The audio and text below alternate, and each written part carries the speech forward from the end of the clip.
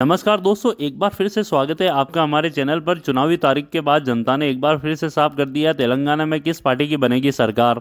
क्या BRS party फिर से सत्ता वापसी कर पाएगी या फिर इस बार बीआरएस को तगड़ा झटका लगता हुआ दिखाई दे रहा है। तो वहीं क्या इस बार तेलंगाना में कांग्रेस पार्टी अपनी सरकार बनाने में जा रही है या फिर बीजेपी पार्टी अपनी सरकार बनाने जा रही है तेलंगाना में, या अन्य कोई पार्टी तेलंगाना में अपनी सरकार बनाने जा रही है। आपको इस वीडियो में पूरी जानकारी देंगे, तो इस वीडियो को लाइक करना ना भूलें और इस नए हो तो चैनल को सब्सक्राइब कर लीजिएगा ऐसी वीडियो आगे देखने के लिए। जी हाँ दोस्तों, इस वीडियो में बात करेंगे किस जिले में कितनी सीटें और किस पार्टी को कितनी सीटें किस जिले से मिल रही है। तेलंगाना में 30 नवंबर को चुनाव होने वाले हैं। इस वीडियो में बात करेंगे 119 सीटों में से किस पार्टी को कितनी सीटें मिल सकती है। किसी भी पार्टी को तेलंगाना में बहुमत की सरकार बनाने के लिए 60 सीटों की आवश्यकता होती है। जिस पार्टी के पास 60 सीटें होती है वो पार्टी तेलंगाना में अपनी सरकार बना सकती है। अभी की बात करें तो बीआरएस पार्टी की तेलंगाना में अभी मौजूद में सरकार है। बीआरएस पार्टी के पास 88 सीटें हैं जो बहुमत से काफी ज्यादा है। तो देखना यह है इस बार तेलंगाना में किस पार्टी की बनती है सरकार। जी हाँ दोस्तों, तो इस सर्वे को शुरू करते हैं। सबसे पहला क्षेत्र निकल का था यादाद्री भुवनगिरी। यहाँ पर विधानसभा की सीटें 2 है। इन 2 सीटों की बात करें तो बीआरएस के खाते में 1 सीट जाती हुई नजर आ रही है, जबकि बात करें कांग्रेस की तो कांग्रेस के खाते में भी 1 सीट जाती हुई नजर आ रही है। यादाद्री भुवनगिरी में इन दोनों पार्टी के बीच काफी बड़ी टक्कर देखने को मिल सकती है। वहीं बात बीजेपी और अन्य की करें तो खाता खुलना मुश्किल माना जा रहा है यादाद्री भुवनगिरी से। जी हाँ दोस्तों, इसी के साथ अगले जिले की बात करें तो अगला जिला निकल का था वारंगल अर्बन। यहाँ पर विधानसभा की सीटें कुल 3 है। इन 3 सीटों की बात करें तो 1 सीट बीआरएस के खाते में जाती हुई नजर आ रही है, 2 सीटें कांग्रेस के खाते में जाती हुई नजर आ रही है। बीजेपी और अन्य खाता खुलना मुश्किल माना जा रहा है वारंगल अर्बन से। जी हाँ दोस्तों, अगला सेक्टर निकल गया था वारंगल ग्रामीण। यहाँ पर विधानसभा की सीटें कुल 2 है। इन 2 सीटों की बात करें तो ये 2 की 2 सीटें कांग्रेस के खाते में जाती हुई नजर आ रही है। बीआरएस बीजेपी और अन्य खाता खुलना मुश्किल माना जा रहा है वारंगल ग्रामीण से। इस बार यहाँ पर कांग्रेस पार्टी काफी ज्यादा मजबूत स्थिति में नजर आ रही है। जी हाँ दोस्तों, अगला सेक्टर निकल गया था वानपति। यहाँ पर विधानसभा की सीट कुल 1 है। इस 1 सीट की बात करें तो ये 1 सीट कांग्रेस के खाते में जाती हुई नजर आ रही है। बीआरएस बीजेपी और अन्य खाता खुलना मुश्किल माना जा रहा है वानपति से। जी हाँ दोस्तों, अगले जिले की बात करें तो अगला जिला निकल गया था विकाराबाद। यहाँ पर विधानसभा की सीटें कुल 4 हैं। इन 4 सीटों की बात करें तो बीआरएस के खाते में 1 सीट जाती हुई नजर आ रही है। वहीं बात आगे कांग्रेस की करें तो कांग्रेस के खाते में 3 सीटें जाती हुई नजर आ रही है। अन्य बीजेपी और अन्य का खाता खुलना मुश्किल माना जा रहा है विकाराबाद से। जी हाँ दोस्तों, अगले क्षेत्र की बात करें तो अगला क्षेत्र निकल गया था सूर्यपेट। यहाँ पर विधानसभा की सीटें कुल 4 हैं। इन 4 सीटों की बात करें तो ये 4 की 4 सीटें कांग्रेस के खाते में जाती हुई नजर आ रही है। बीजेपी और अन्य बीआरएस का खाता खुलना मुश्किल माना जा रहा है सूर्यापेट से। जी हाँ दोस्तों, अगला सेक्टर निकल गया था सिद्दीपेट। यहाँ पर विधानसभा की सीटें 4 हैं। इन 4 सीटों की बात करें तो ये 4 की 4 सीटें कांग्रेस के खाते में जाती हुई नजर आ रही है। बीजेपी बीआरएस और इन्हें का खाता खुलना मुश्किल माना जा रहा है सिद्दीपेट से।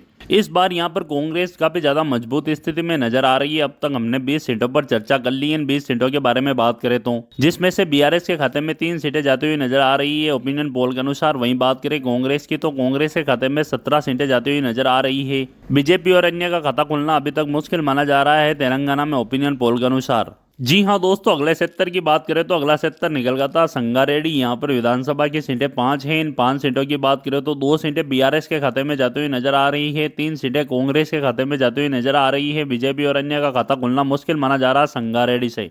जी हाँ दोस्तों, अगले सेक्टर की बात करें तो अगला सेक्टर निकल गया था रंगारेड्डी। यहाँ पर विधानसभा की सीटें कुल 8 हैं। इन 8 सीटों की बात करें तो बीआरएस के खाते में 2 सीटें जाती हुई नजर आ रही है। वहीं बात आगे कांग्रेस की करे तो कांग्रेस के खाते में 5 सीटें जाती हुई नजर आ रही है। वहीं बात आगे बीजेपी करे तो बीजेपी के खाते में 1 सीट जाती हुई नजर आ रही है। अन्य का खाता खुलना मुश्किल माना जा रहा है रंगारेड्डी से। अब तक के सर्वे में बीजेपी को सिर्फ 1 सीट मिलती हुई नजर आ रही है अभी तक। रंगारेड्डी में बीजेपी का खाता खुला है। जी हाँ दोस्तों, अगले सेक्टर की बात करें तो अगला सेक्टर निकल गया था राजन्ना सिरसिल्ला। यहाँ पर विधानसभा की सीटें कुल 2 है। इन 2 सीटों की बात करें तो 1 सीट बीआरएस के खाते में जाती हुई नजर आ रही है, 1 सीट कांग्रेस के खाते में जाती हुई नजर आ रही है। बीजेपी और अन्य का खाता खुलना मुश्किल माना जा रहा है राजन्ना सिरसिल्ला से।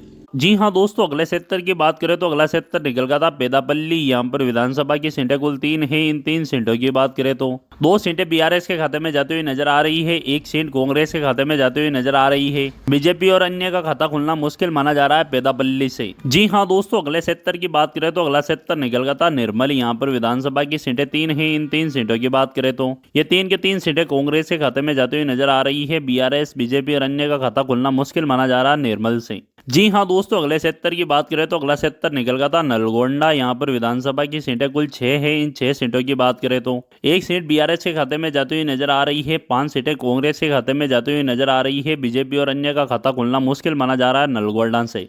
इसी के साथ अगले जिले की बात करें तो अगला जिला निकल गया था नागरकर्नूल। यहाँ पर विधानसभा की सीटें 3 हैं। इन 3 सीटों की बात करें तो एक सीट बीआरएस के खाते में जाती हुई नजर आ रही है, 2 सीटें कांग्रेस के खाते में जाती हुई नजर आ रही है। वहीं बात आगे बीजेपी और अन्य की करें तो खाता खुलना मुश्किल माना जा रहा है नागरकर्नूल से।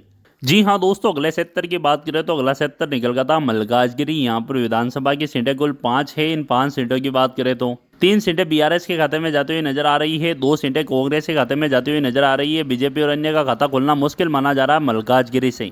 जी हाँ दोस्तों, इसी के साथ बात करें मेदक की 2 सीटों की तो ये 2 की 2 सीटें कांग्रेस के खाते में जाती हुई नजर आ रही है। बीआरएस, बीजेपी और अन्य का खाता खुलना मुश्किल माना जा रहा है मेदक से। जी हाँ दोस्तों, अगले जिले की बात करें तो अगला जिला निकल गया था मंचेरियल। यहाँ पर विधानसभा की सीटें कुल 3 है। इन 3 सीटों की बात करें तो एक सीट बीआरएस के खाते में जाती हुई नजर आ रही है, 2 सीटें कांग्रेस के खाते में जाती हुई नजर आ रही है। बीजेपी और अन्य का खाता खुलना मुश्किल माना जा रहा है मंचेरियल से।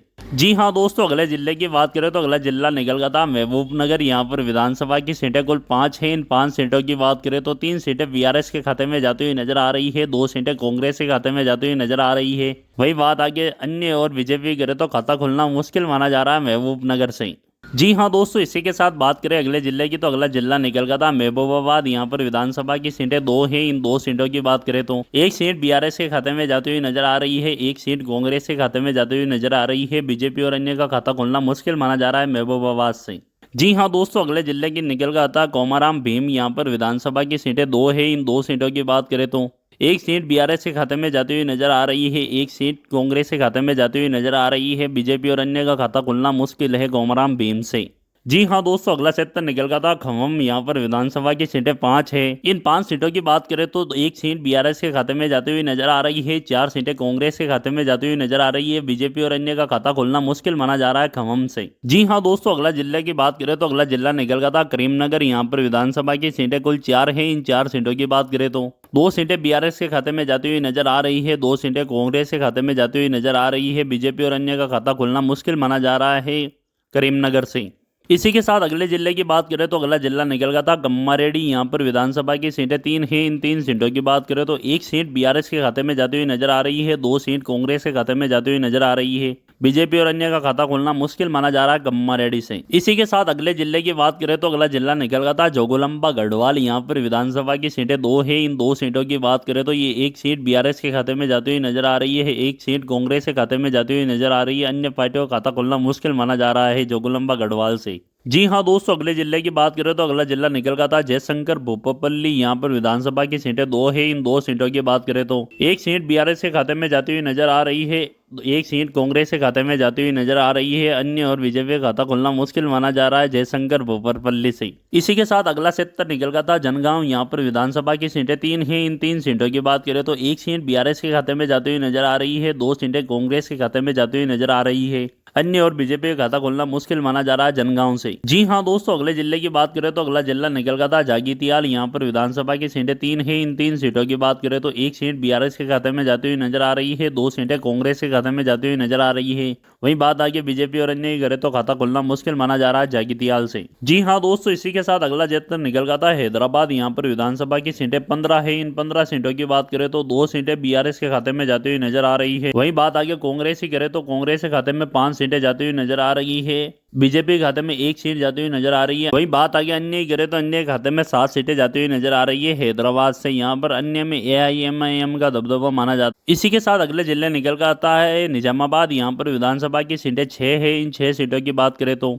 2 सीटें बीआरएस के खाते में जाती हुई नजर आ रही है, 3 सीटें कांग्रेस के खाते में जाती हुई नजर आ रही है। बीजेपी के खाते में 1 सीट जाती हुई नजर आ रही है। अन्य का खाता खोलना मुश्किल माना जा रहा है निजामाबाद से। जी हाँ दोस्तों, अगला सेक्टर निकल गया था भदात्री कोडामुंडम। यहाँ पर विधानसभा की सीटें 5 है। इन 5 सीटों की बात करें तो ये 5 की 5 सीटें कांग्रेस के खाते में जाती हुई नजर आ रही है। वहीं बात आगे अन्य पार्टियों करे तो खाता खोलना मुश्किल माना जा रहा है भदात्री कोडामुंडम से। जी हाँ दोस्तों, लास्ट सेक्टर निकल गया था आदिलाबाद। यहाँ पर विधानसभा की सीटें कुल 2 हैं। इन 2 सीटों की बात करें तो ये 2 की 2 सीटें कांग्रेस पार्टी के खाते में जाती हुई नजर आ रही है। वहीं बात अन्य और बीआरएस बीजेपी करे तो खाता खोलना मुश्किल माना जा रहा है आदिलाबाद से। जी हाँ दोस्तों, 119 सीटों पर हमने चर्चा कर ली है, जिसमें बीआरएस के खाते में 33 सीटें जाती हुई नजर आ रही है। वहीं बात आगे कांग्रेस की करें तो कांग्रेस के खाते में 76 सीटें जाती हुई नजर आ रही है। बीजेपी की बात करें तो बीजेपी के खाते में 3 सीटें जाती हुई नजर आ रही है। अन्य की बात करें तो अन्य के खाते में 7 सीटें जाती हुई नजर आ रही है ओपिनियन पोल के अनुसार। जी हाँ दोस्तों, इस ओपिनियन पोल के बारे में आपकी क्या राय है हमें कमेंट करके अवश्य बताएं और इस वीडियो को लाइक करें। ऐसे ही वीडियो आगे देखने के लिए इस चैनल को सब्सक्राइब करें। वीडियो पूरा देखने के लिए धन्यवाद।